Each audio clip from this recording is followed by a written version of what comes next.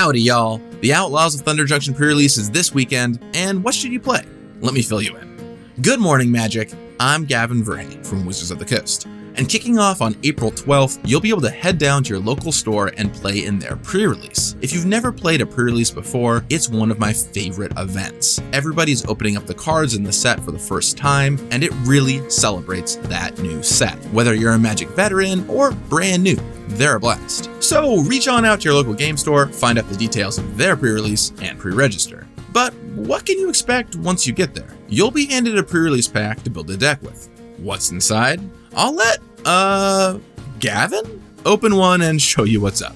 Take it away, Gavin. Thanks, Gavin. All right, well, here we have an Outlaws of Thunder Junction pre-release pack. So let's crack it open and see exactly what you get inside. You'll pull on this little hair strip here. Yeehaw, it says, as it should. You'll open it right up. Ooh, I love that you see this little Oko poster here. Now you see all these punch out counters around the side. You can punch these out and use them as +1/+1 counters here. You've got Planeswalker symbols here to represent whatever. Even like flying counters, for example, for the couple cards that care about that. Ooh, TJ Tettleman's Wonder Elixir that contains real New Capenna style Halo. Incredible. All right, you'll pull this out here. There's also, you can kind of see it. Can you see in there? Well, here, I'm just going to pop out these guys that you can use as tokens or what have you.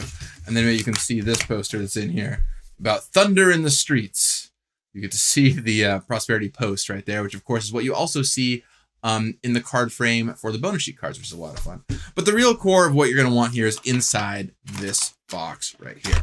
You're going to get this spin down D20 that shows off the set symbol right here, as well as counts you down 20 life. You're going to get a handy dandy divider. Love that the Planeswalker symbol is a cactus, right? That's kind of nice. You're going to get this little insert. On one side, it's got this cool piece of Tiny Bones. And on the other side, some tips for building a deck. Not dissimilar to what I'm going to tell you about right now, so don't sweat reading these too much. You're going to get a pre-release card, which, ooh, I got a nice one here in Pillage the Bog. Very exciting. It's this cool card that has plot. And then also in here is an arena card, an arena code card right here that'll get you some goodies in arena.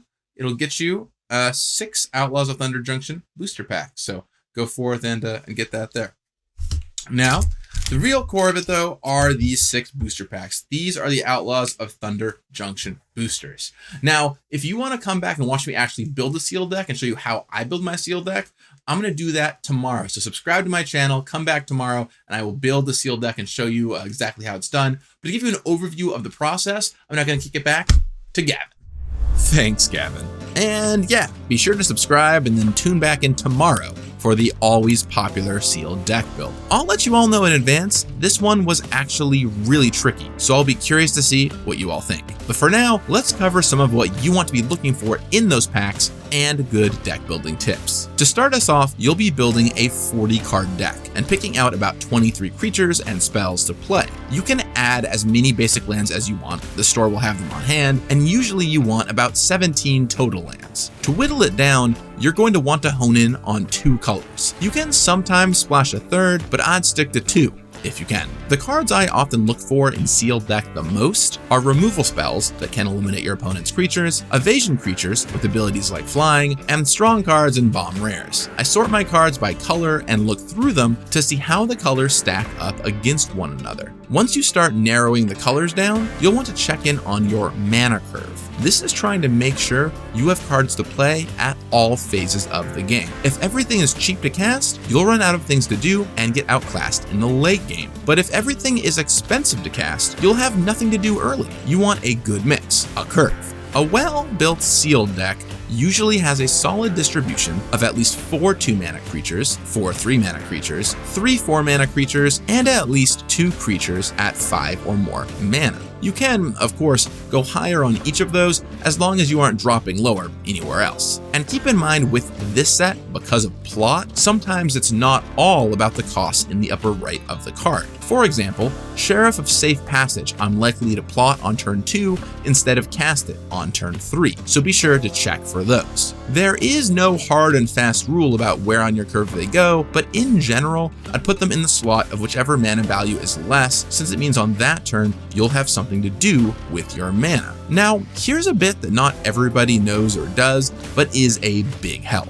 As you're sorting your cards by mana curve, you'll want to separate your creatures and other cards you're going to play on curve and your non-creatures. For example, you'll play Outlaw Medic on turn 2, but it's unlikely you're going to play Bovine Intervention on turn 2, so they should be in different places. If you count Bovine Intervention as a 2-drop, that's going to be very misleading. So what I do is make a curve of cards I'm going to play on that turn. Mostly creatures, but also sometimes artifacts and enchantments on top, and then below I put the spells I won't play that turn. Try it out, it can make a huge difference. Alright, so you have an idea of what to look for and how to lay it out. But what strategy is your deck about? Well, one thing we build into our sets are themes for each of the 10 2-color combinations. You don't have to play that theme if you're in that color pair, but it's a good direction for you to keep your eyes out for as you build your deck.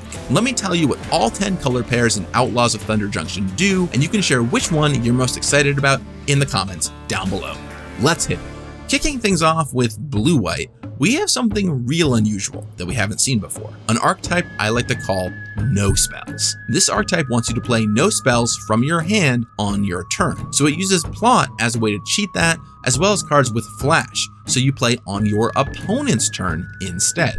You'll also want to find some ways to gum up the ground, and don't forget activated abilities too. You can use those all you want. Gem Lightfoot is your signpost legend for this archetype, giving you a card every time you decide to just pass the turn without doing anything. Next up, it's high time for some crimes with blue-black crimes. This controlling deck wants to just keep targeting your opponent's stuff, whether with removal spells or otherwise. It plays a pretty nice controlling game with a light crime theme on top, and it's headlined by the signpost legend Lazov, Familiar Stranger. Lazov lets you take the best creature in a graveyard for yourself, perhaps even one you killed with a previous crime. Round up the gang because Red-Black is about outlaws. Get your assassins, mercenaries, pirates, rogues, and warlocks together for all kinds of bonuses. This deck leans aggressive, wanting to finish your opponent off in short order, and its legendary uncommon, Vial Smasher, helps make just that happen. Ping them away, buddy.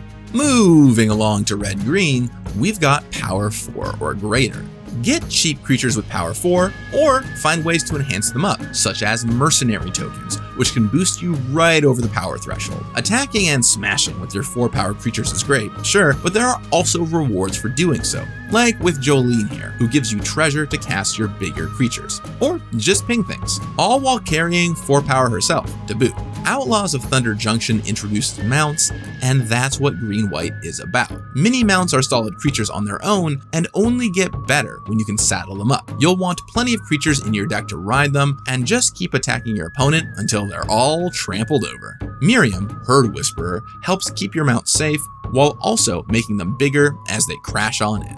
5 down, 5 to go, as we head into white-black with its sacrifice gameplay. Throw your creatures and tokens away, get bonuses in the process, and slowly but surely whittle your opponent away. This deck is in it to grind, and it's well embodied by Baron Bertram Greywater, who both gives you extra tokens and helps you sacrifice them away for fresh cards. Watch out, or he'll bury you in long game advantage. Alternatively, you could go be a Spellslinger with the blue-red second spell deck. Find ways to set up for second spells, whether cheap ones, or just taking advantage of plot to play 2 big spells in the same turn. It can definitely lead to some big moments. And hitting hard for you is Crown, Violent Cacophony. My favorite way to play him is plot something on turn 3, then slam Crown on turn 4, cast your other spell off plot, and get his bonus right away to attack for 3 and refund a card.